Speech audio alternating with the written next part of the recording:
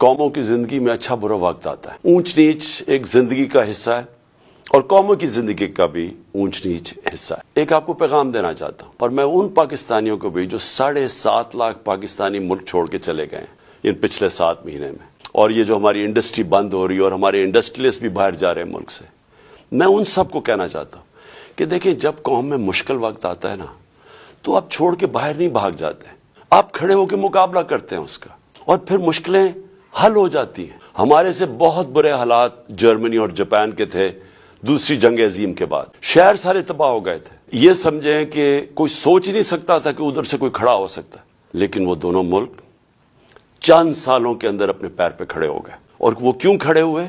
کیونکہ دونوں قومیں تھیں، انہوں نے بحیثیت قوم مقابلہ کیا. مشکل وقت کا قومیں مقابلہ کرتی ہیں. یہ نہیں ہوتا کہ جب مشکل وقت آتا ہے تو آپ ملک چھوڑ کے باہر بھاگ جائیں. میں اپنی ساری قوم کو کہنا چاہتا ہوں، ہم نے مل کے اس کا مقابلہ کرنا ہے. یہ جو ہمارے اوپر چور مسلط کیے گئے ہیں ان کا ہم نے مقابلہ کرنا. ہم نے باہر نہیں بھاگ جانا. میرے اوپر ہر دوسرے دن کوئی نیا کیس آ جاتا ہے، کبھی ڈسکوالیفائی کریں گے، کبھی اس کو نکال لیں گے، کبھی جیل میں ڈالیں گے. میری لوگوں کے اوپر کیسز ہیں، تو کیا ہم ملک چھوڑ کے تو نہیں باہر بھاگے؟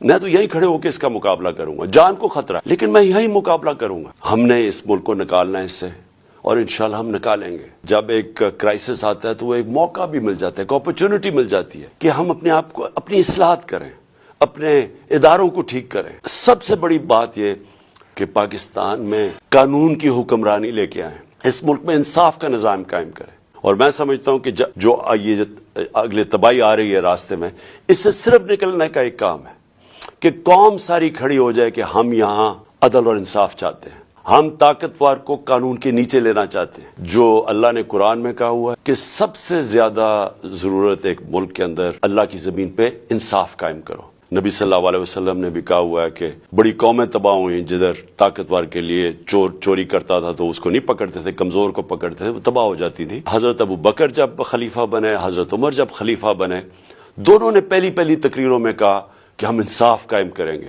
ہم طاقتور کو قانون کے نیچے لے کے آئیں گے. تو یہ ہم ساری قوم کو فیصلہ کر لینا چاہیے کہ اگر ہم نے اب اس میں سے نکلنا ہے، قانون کی حکمرانی ہوگی، جنگل کا قانون نہیں ہوگا جو آج پاکستان میں ہے.